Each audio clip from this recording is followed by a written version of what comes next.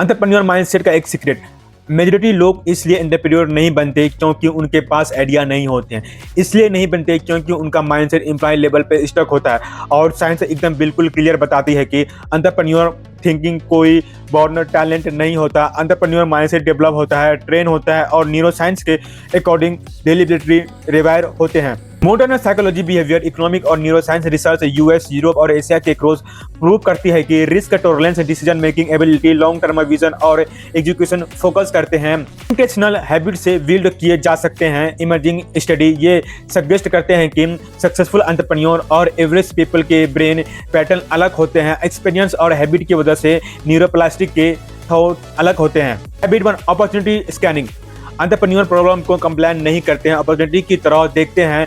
Behaviour science research बताती है कि सक्सेसफुल एंटरप्रेन्योर का ब्रेन पैटर्न रिकॉग्निशन में ज़्यादा स्ट्रांग होता है। जब तुम डेली ये क्वेश्चन पूछते हो कि इस प्रॉब्लम को मोनेटाइज कैसे किया जा सकता है, तो तुम्हारा पे कंट्रोल कॉन्ट्रैक्ट्स एक्टिव ट्रेन होते हैं। स्टडी शो करती है कि रेगुलर अपॉर्चुनिटी स्कैनिंग से creative problem solving ability significantly improve होती है। इसी वजह से एंटरप्रेन्योर वही देख लेते हैं जो नॉर्मल लोग इग्नोर कर देते हैं। Habit 2, long term thinking. Employ mindset का रूल होता है आज कितना मिला, एंटरप्रेन्योर माइंडसेट का रूल होता है 5 साल बाद क्या बनेगा। एक न्यूरो साइंस रिसर्च बताती है कि लोग लॉन्ग टर्म थिंकर का ब्रेन डोपामाइन को डिले करना सीख जाता है। इसका मतलब शॉर्ट टर्म प्लेजर सेक्रीफाई करना फॉर लॉन्ग टर्म के लिए। एक्सपेरिमेंट और उनके फॉलो अप ये शो करते हैं कि जो लोग डिले ग्रेटिफिकेशन प्रैक्टिस करते हैं वो इनकम, लीडरशिप और सक्सेस में बेटर आउट परफॉर्म करते हैं। Calculated risk taking.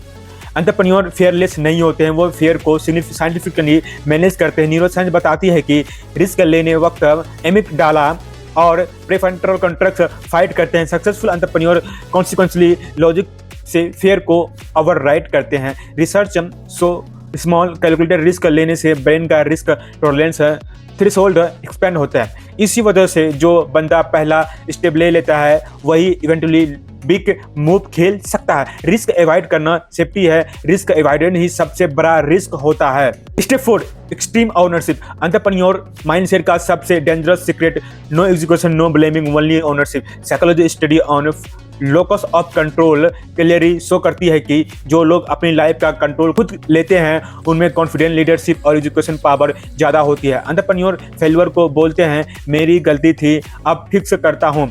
और न्यूरो साइंस के अकॉर्डिंग ओनरशिप लेने से ब्रेन का लर्निंग लूप फास्ट हो जाता है जो स्किल, एजुकेशन और ग्रोथ को एक्सेलरेट करता है। Identify best thinking. एंटरप्रेन्योर पहले बोलते हैं मैं सक्सेसफुल हो जाऊंगा, वो बोलते हैं मैं एंटरप्रेन्योर हूँ। बिहेवियरल साइकोलॉजी बताती है कि आइडेंटिटी बेस्ड हैबिट सबसे पावरफुल होती है। जब तुम अपने आप को एंटरप्रेन्योर मान लेते हो तुम्हारा ब्रेन ऑटोमेटिकली डिसीजन उस आइडेंटिटी के अकॉर्डिंग लेने लगता है। स्टडी शो करती है कि आइडेंटिटी शिफ्ट से कंसिस्टेंसी, डिसिप्लिन और कॉन्फिडेंस ड्रामेटिकली इंप्रूव होता है। तुम वही बन जाते हो तुम डेली अपने आप को बोलते हो। ये एंटरप्रेन्योर माइंडसेट सीक्रेट को मोटिवेशन नहीं, ये साइंस बैक्ड मेंटल सिस्टम है। और साइकोलॉजी ये एक चीज़ क्रिस्टल क्लियर बोलती है, सक्सेसफुल एंटरप्रेन्योर आइडिया से नहीं, माइंडसेट, हैबिट और डिसीजन से बनते हैं। कमेंट करके बताना कौन सा हैबिट तू आज से स्टार्ट करेगा। Like, subscribe